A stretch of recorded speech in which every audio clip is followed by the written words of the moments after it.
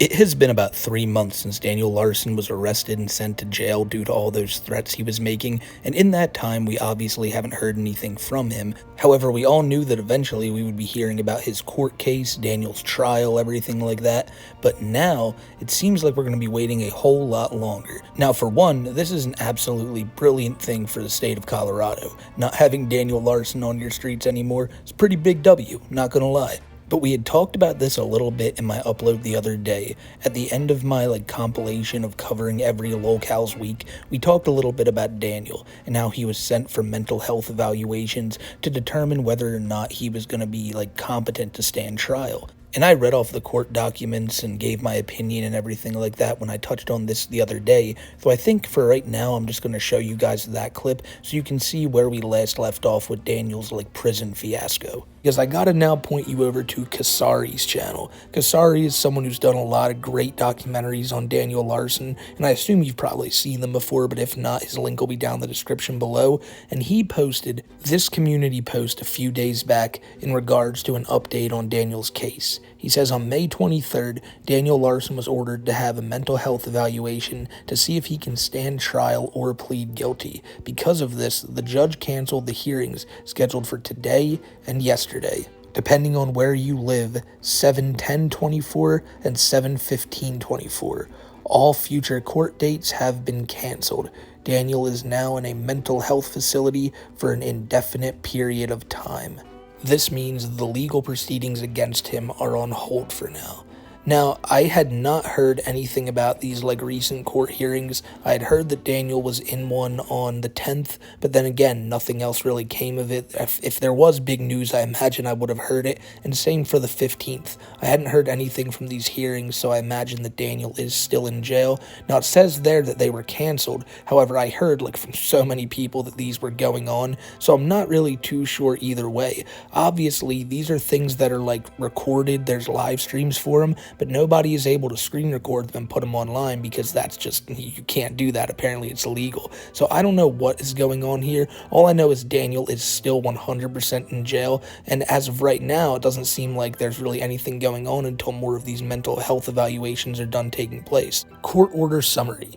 The court granted a motion for Daniel to have a psychiatric evaluation to determine if he is mentally competent to understand the trial or to assist in his defense. He will stay in custody and be taken to a facility for evaluation. The evaluation period can take up to 30 days with the possible extension of 15 days. After the evaluation, a report will be made to decide if he can waive his right to trial and plead guilty. All court dates are vacated until he is found competent. Because it doesn't look like, again, Daniel's going to be getting out anytime soon because they still don't even know what, headspace he's in, if he's even going to be, able to go to trial. And he is. They're not going to find him legally insane. A lot of people think they will, but no. Daniel will have to face trial, and it'll be one of the wackiest situations the internet ever seen. God damn, was I wrong on that one. To be fair, I've never claimed to be an expert in this field, but no matter what, man, I was way off the mark. Basically, what I was talking about yesterday was the fact that Daniel was sent for mental health evaluations, and now we don't have specifics, but we kind of got a pretty good idea of what they found out about Daniel when he went to these mental health evaluations, and that is that he is in fact not competent to stand trial, and that Daniel Larson will be kept at a mental health facility for the foreseeable future until they determine that he's good enough to go. And here's the crazy thing about it. Daniel has also waived his right to a speedy trial, so it's probably going to be close to a year before we hear anything. This means no letters, no phone calls, nothing like that. And it's all for the best. Honestly, someone like Daniel, who's been so manipulated by just people in his life, probably doesn't need a bunch of letters being sent to him when they're trying to fix this guy.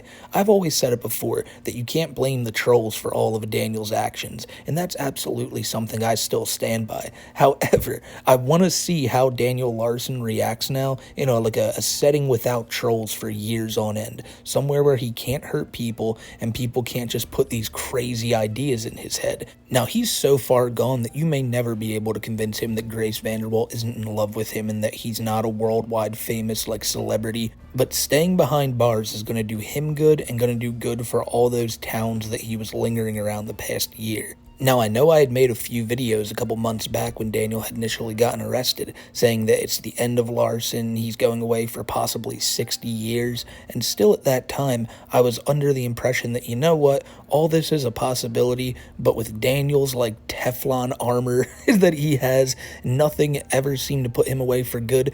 I was still highly skeptical that they would put him away for any real, like, serious amount of time, but after seeing this, them declaring him not even mentally sane enough to have a trial, it's over for old Daniel. Now, all this time that Daniel's going to be spending at the mental health facility will be considered time served whenever they like give him his sentence. And by the end of this all, maybe it knocks like a year off his sentence, maybe two. All I know is if he's going to be looking at the time that we all know he's looking at, this probably isn't even going to matter in the grand scheme of things. It's so wild seeing this Daniel Larson on screen right now, and if you're wondering what video this is Daniel's final video I believe he posted online before he was arrested, or at least this is the last one I could find on the Daniel Larson Hollywood Family account. And this is Daniel like a few months ago in his mid-20s, just living life, walking down the street, talking about like his trolls, always looking over his shoulder because he's paranoid as hell. And it's so crazy to think that the next time we see him, if we ever see him at all, it's probably going to be him in like his 30s or 40s, looking like a completely different Daniel Larson. And it's not like he looks very great now. I mean, Christ, we've seen some of these pictures of him from the past few years. Daniel has aged rapidly, and jail's probably not going to do him any better in that sense. But you notice when I said like the next time we see him, look, Daniel is one of the most mentally ill people I've ever seen online. Let's not get over the fact that they could like possibly never deem him mentally fit and he could just rot away in a mental institution. That's a genuine possibility when Daniel Larson's name is thrown into the equation. Now, again, I've mentioned it earlier on in the video that I'm no law expert, and I imagine I'll get some comments of people telling me, well, actually, no, this could still happen, and Daniel could get out of this unscathed. Maybe that'll happen. This time, I don't really know.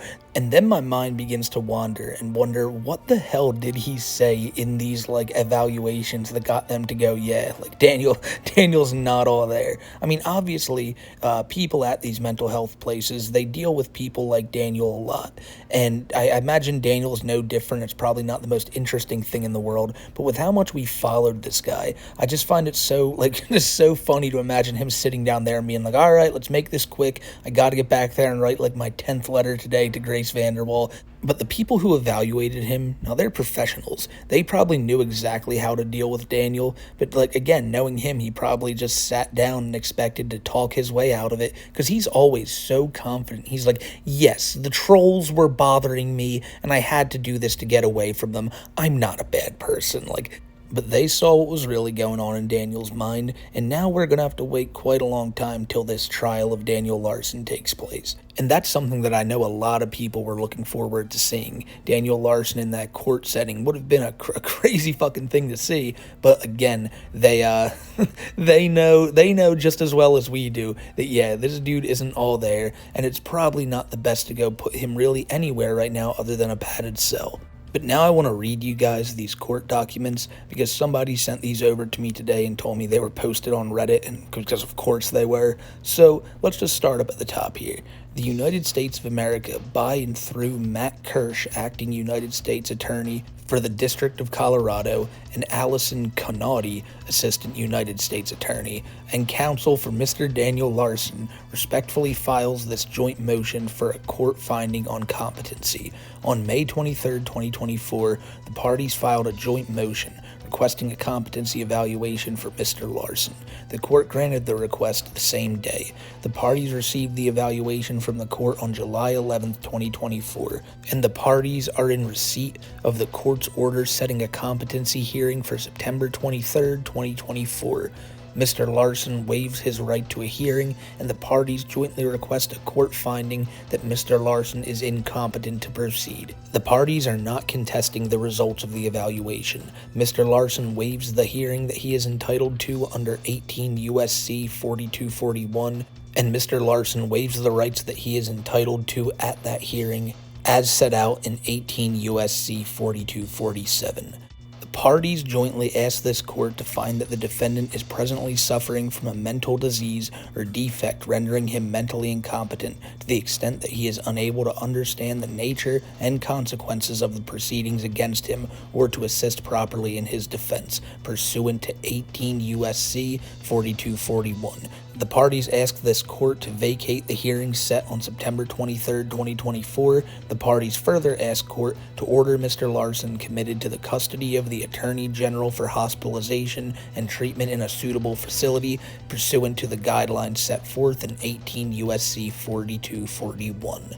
The period of delay resulting from these ongoing competency proceedings should be excluded in computing the time within which the trial must commence under. 18 U.S.C. 3161 addresses the impact a defendant's mental incompetence has on speedy trial. With the court's finding of incompetency, any period of delay that occurs while the defendant is being treated pursuant to 18 U.S.C. 4142 will be excluded. In conclusion, the parties jointly request this court vacate the September 23, 2024 competency hearing and enter an order finding Mr. Larson incompetent and committed to the custody of the Attorney General. So, as you can see there, Daniel's next hearing was going to be September 23rd. However, now that has been canceled, and now we basically just wait to see what happens next. It could be years, it could be months, and knowing Daniel's luck, maybe it will be a few months, but I think that luck has ran out, especially reading something like that, knowing that he's under the custody of the Attorney General. And as you read there, Daniel's side and the prosecutors both agree that Daniel does not have the right to a speedy trial, which again, I think that just comes with the territory of him being declared incompetent, that there's no timeline for this whole situation. So I mean, shit, man, the walls he's surrounded by now may be the walls that surround him for the rest of his natural life. And the final thing I wanted to talk about here today is I wonder how this is going to affect certain people who were I guess involved with Daniel, whether they wanted to or not. Let's look at Clark right now. Clark's got to be freaking out for numerous reasons. Number one being the fact that there's still probably so much stuff he sent to Daniel still on Daniel's phone. So I'd be tripping about that if I was in that guy's shoes. But then again, I'm not the one who spent months and months of my time buddying up to Daniel Larson. So I think you guys who are all listening to this as well, we can all sleep comfortably knowing that that's not something we put ourselves into.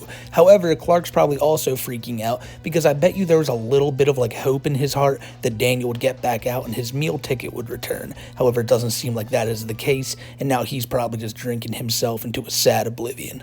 Hey, Clark, I'll tell you this much. There's a giant only use me blade sized hole open in the fire sales community if you wanna take a dabble into that. Let's jump to Bob though. Bob, this is a weird one because despite all the bullshit Daniel put Bob through, Bob was always there on Daniel's side, always willing to look out for him or send him money or get him a new phone when he broke his other one. And Bob's probably actually pretty upset by this because no matter what, he did look at Daniel kind of like a son in a certain way. And I know there's a lot of weird allegations out there about the true nature of their relationship, but the fact of the matter is just that Bob's probably pretty bummed out about this whole situation. I'd imagine that the beatings in the car don't outweigh the love that he has for Daniel, so maybe he's just gonna head back to a Tennyson Center and see if he can find a new protege. Grace Vanderwall, she's one who has to be over the moon by this, because now you don't have this little crazy dude in the comments of every TikTok of yours also claiming that he's the love of your life, you're the love of his, and it's just got to be a big weight off her shoulders, because no matter what, wherever that girl would have went, you would have always seen comments in her comment section saying Daniel Larson loves you, and now with Daniel being gone, this will probably fade out of people's minds after a while. So yeah, the Vanderwall family's gotta love this, and if not that, for just the harassment that Daniel has thrown at them, always thinking that he's in contact with them, which again probably isn't as much him as the trolls were getting him to think that, but Daniel still has gotten so bad before, to the point where the Vanderwall parents had to ask to please leave our daughter alone. The detective who Daniel Larson would constantly name drop all the time, that guy has to be happy because his name is not getting dropped all the time right now by Daniel Larson. And finally, the Daniel Larson community, the people that trolled him, the people that followed him, well, it just seems like they're all going to branch off and go find another locale. And the sea is vast with them. Those cows are swimming everywhere. And I guess the final thing I gotta say is that it was a wild ride talking about this crazy little bastard. But as we can all agree, it's better for him to be behind bars than out just constantly on his community post making YouTube videos of himself freaking out in public, making threats. And also, let's not forget all the creepy shit he did like on Pinterest. There's allegations that he did something incredibly disgusting with a very young girl at one of the group homes he was in a few years back. There's a lot of terrible things Daniel Larson's done, and despite a lot of people just kind of pointing and laughing at him, myself included, you gotta remember that it's always consequences over content. You gotta want to see these type of creeps in jail and not able to hurt a soul. I'd rather see Daniel locked up to the day I die than ever make another video like this on him again. But he's somebody who I've followed for over 2 years now, and when this type of stuff happens, I feel like I gotta let you guys know about it. I'm just happy to be making one of these videos and not having to bring up him just screaming in the face of some random woman at IHOP.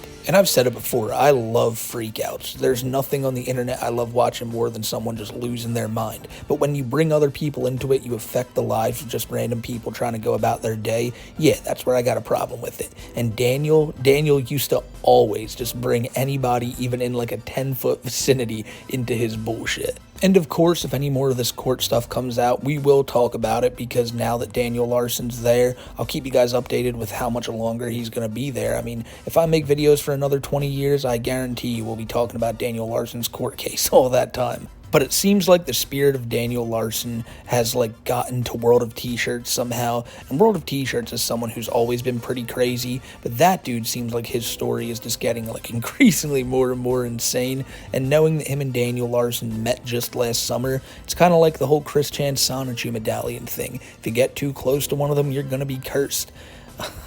I don't know, man. It's been a wacky one with old Daniel. But that's the end of the video, and I'll see you guys in the next one. I hope you guys take care, have a great rest of your day, and have a great rest of this summer, man, because it's been a beautiful one, and it's only shaping up to get better. Remember to follow me on Twitter at Smokeymcc, or X, whatever you want to call it, and always remember to come by and check out Too High for Stupid every Wednesday at 6:30 p.m. Eastern Time over on Kiwi's channel.